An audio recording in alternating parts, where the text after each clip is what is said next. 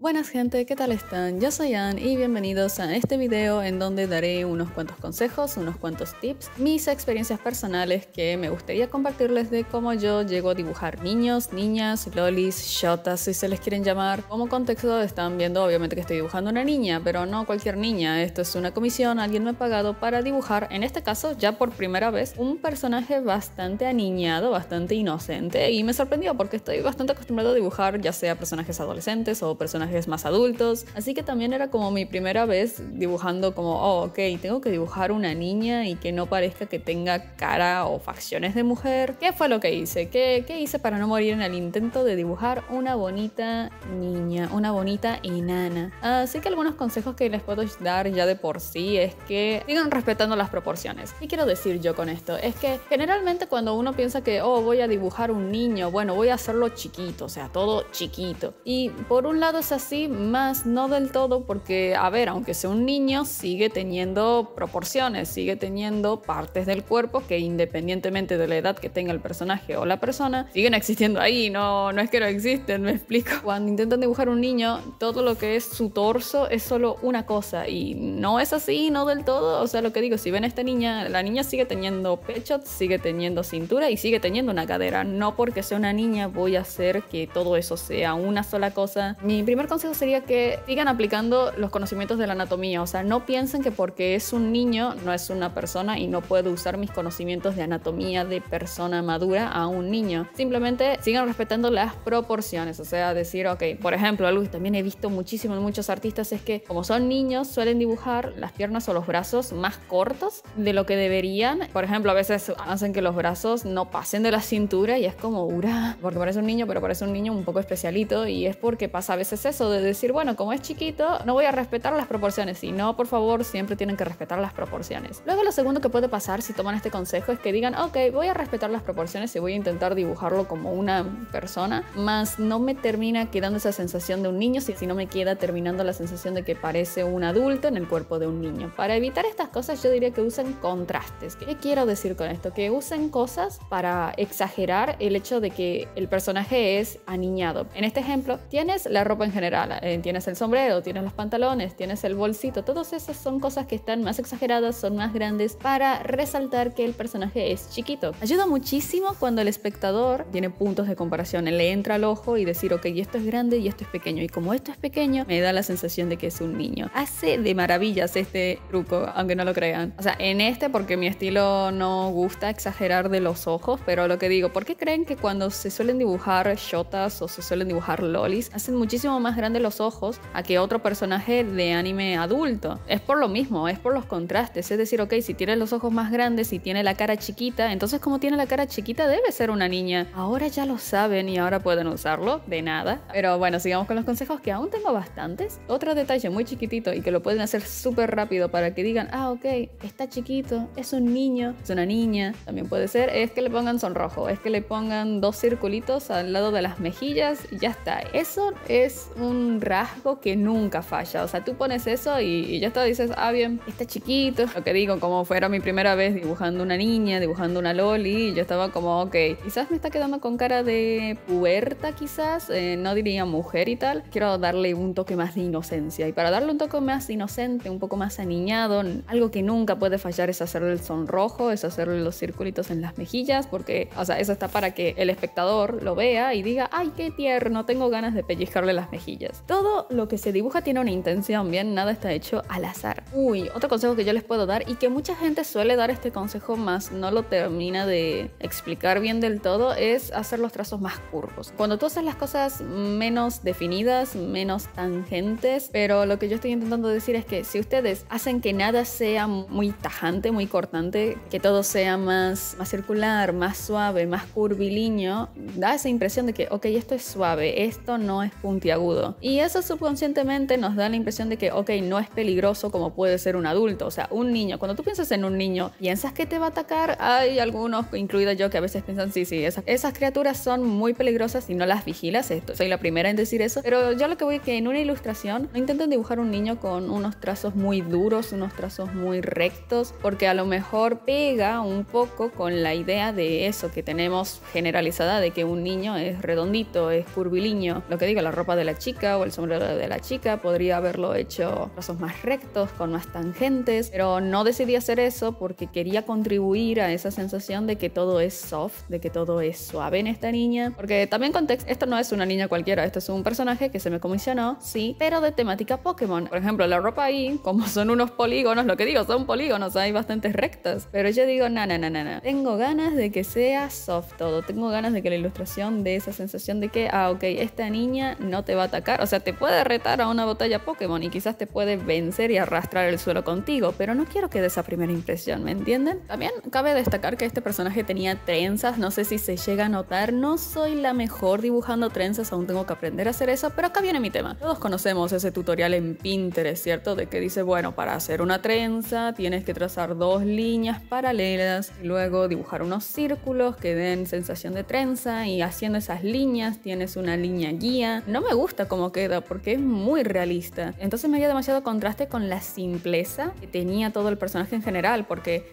otra cosa muy importante al momento de dibujar niños o cosas tiernas en general es que tienen que ser sencillas, tienen que ser simples, no tienen que ser cargadas, porque si son cargadas quizás nos llega a dar esa sensación de que es inocente, no piensa mucho más allá del mundo, no se preocupa por cosas tan banales como es la mente de un niño, ¿vieron? O sea, los niños no piensan en el mundo adulto, no piensan en la economía, no tienen nada de qué preocuparse, así que ¿por qué el dibujo tendría que preocuparse de ser detallista? ¿Me explico? Pero ojo, el personaje puede ser sencillo y tener un outfit o tener algún accesorio súper detallado, y eso también ayuda al contraste. Al final quiero aclarar que todos los consejos que estoy dando no es un tienes que hacer esto y no tienes que hacer esto, simplemente son los consejos que se los doy de gratis para que los aprovechen y sepan cuándo y cuál es el mejor momento de usarlos. Al final no es cuestión de quién sabe más o quién sabe menos, sino cómo utiliza sus técnicas. Yo creo que eso es lo principal. Por ejemplo, yo podría, ahí vieron en los volados de la remera de la niña, yo podría haber hecho el reborde de ese volado simplemente trazando una línea, pero no, yo quería ponerle un reborde, ¿vieron? ¿Por qué? Porque me gustaba hacer ese detalle y no estoy respetando esa regla que les acabo de decir de que no den tantos detalles, pero yo digo, a ver, a mí me gusta que ya no respete la regla supuesta que estoy diciendo, ya es mi problema, porque al final lo que me interesa es que a mí me guste y bueno, quizás porque esto es una comisión, ¿vieron? Y que al cliente le guste. También pasa muchas veces que confundimos simple con minimalista. Simple es sinónimo de sencillo, en donde todo no tiene tanto detalle. Más minimalista es saber usar con los recursos o herramientas limitadas que tienes para dar un producto de bastante calidad. Así que claro, esa es la parte engañosa quizás de dibujar lolis, yotas, enanos, enanas, niños o niñas, de que uno piensa que, bueno, debe ser mucho más fácil dibujar niños, niñas, etc. porque no tienen tanto detalle, pero no es una cuestión de detalles, sino es una cuestión de saber en dónde están esos pequeños detalles que dan esa sensación de que es un niño. Otra cosa que también me recostó, que estarán viendo ahí que quizás batallé un poco con el coloreado, es que no sabía de dónde iba a venir el foco de luz. Sí, que dibujo muy bien, pero aún sigo teniendo esos problemas súper banales de la vida de, oh no, ¿dónde está la fuente de luz? Y ¿saben por qué? Porque no decidí hacer el circulito del sol choto ese. Gente, o sea, por algún consejo, por más básico que sea, aunque le digan, ok, es el consejo que me han dicho por 10ª vez, o sea, si te lo han dicho y te lo han dicho tantas veces es porque es útil y por favor respétenlo y no cometan el mismo error que hice. Así que si hacen un dibujo con fuente de luz, pongan la fuente de luz, no digan, bueno, el sol estará por la izquierda, no, háganlo simplemente por el bien de que su cerebro no retiene tantas cosas. Y como el cerebro no retiene tantas cosas, es decir, no retiene nada, bien, ahí puse el círculo, gracias. Así que hagan lo que yo hice en el video, de que anótenlo, o sea, digan, ok, me dijeron que hiciera esto, bueno, me acordaré. No digas que te lo vas a acordar, porque no te lo vas a acordar, tienes que anotarlo, tienes que hacer estudio activo, no hagas solo estudio pasivo. ¿Qué es estudio activo y qué es estudio pasivo? El estudio pasivo es simplemente el escuchar, es simplemente que tú me pongas de fondo y que digas, ok, qué buenos consejos, ya los usaré, y nunca los terminas usando. ¿Por qué? Porque en el momento en el que termine este video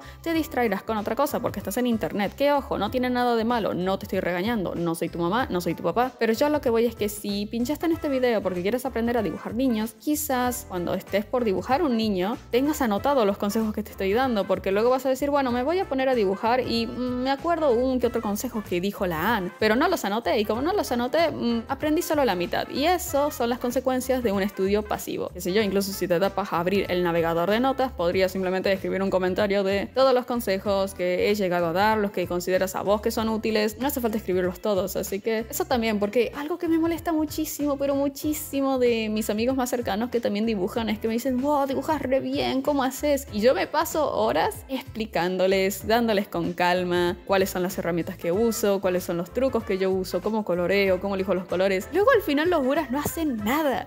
No todos, obviamente, si hay alguno de mis amigos, los pocos que me están escuchando, no estoy diciendo que todos son así, pero la verdad, realmente como que me molesta cuando yo, con todo el entusiasmo de decir, ok, te voy a dar estos consejos, que me tardé bastante en encontrarlos, averiguarlos y aplicarlos y saber cómo transmitirte esta enseñanza de manera sencilla para que te quede, y que al final no lo uses, me parece muy mal. Así que eso también estoy agradecida con este canal de YouTube, de que digo que bueno, tengo la oportunidad de compartir lo que me interesa compartir y que la gente lo vea, la gente me agradezca, pero más que agradecerlo, más que me digan, ah, bien, gracias por la data, que lo usen, que digan, no, ¿sabes qué? Realmente me fue útil. Eso es lo que más ilusión me hace. Así que eso, no sé, si dibujan al final de este video una loli, un shota, que a mí me encanta, que a mí me re gustan los diseños y no lo saquen de contexto, me encantaría que me etiquetasen, ¿no? Me encantaría que dijeran, no, mira, que gracias a estos consejos la verdad que me salió mucho mejor de lo que podría haber llegado a intentar sin, no sé, estas referencias, estos consejos que has dado. Muchas gracias.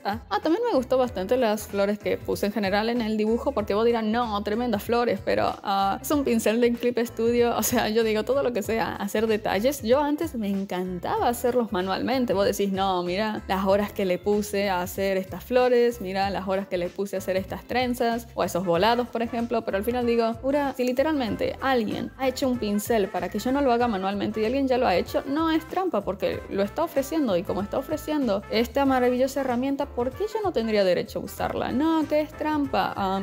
Diré que es trampa si lo considero yo, porque si lo he descargado, me he tomado la molestia en descargarlo e intentar aprender cómo usar ese pincel. Creo que es otro argumento que se puede apelar, quizás. Pero claro, yo digo, ¿para qué yo me podría hacer flores manuales si luego puedo hacer estas flores que son mucho más detalladas, son mucho más sencillas de hacer? Lo que digo es simplemente hacer un clic y se te ponen las florecitas, y digo, eso suma al contraste de detallistas versus simplistas, es decir, el line art hecho a mano que hago, contrastando con las flores bastante detalladas del patrón de la remera o la flor que está en el sombrero. Al final no es hacer trampa, sino decir en qué momento me conviene agarrar ciertas herramientas. Manejo el concepto a tal nivel que digo, ok, como yo sé qué funciona y qué no funcionan de estos consejos que estoy dando, luego a futuro, quizás ya con la experiencia, digo, bueno, tengo ganas de ser más experimental, pero no será experimental y quizás puede salir mal. No saldrá mal del todo, porque como ahora ya domino estos consejos, estas nociones básicas, que como puede ser el dibujar un niño, puedo permitirme ciertas libertades para que, aunque no respete las reglas al 100%, un 90% sigue funcionando, y sigue funcionando de manera de que incluso resalta más, porque lo que digo, ¿quién no ha hecho el típico tutorial cómo dibujar niños y ha dibujado al niño tal cual como se hizo en el tutorial? Al final está bien, porque es tu comienzo, claro, es tu primer niño, no, sonaba re males, pero bueno, es tu primer niño dibujado y tal, y claro, tienes que saber cómo se hace, tienes que saber la base de cómo se hace, pero ya luego, cuando tengas cancha, puedes tomarte libertades. Vos decís, bueno, tengo ganas de que tenga una cara súper definida, y puede ser, siempre y cuando que sepas que hay ciertas proporciones, hay ciertas cosas que no puedes romper porque no puedes romper, pero hay otras cosas que sí se pueden romper, y como sí se pueden romper, enloquece, tómate tu libertad, porque al final el arte es libre. ¿Y qué sentido tiene que yo te dé todos estos consejos y me sigas al pie de la letra y no disfrutes del proceso y digas, ok,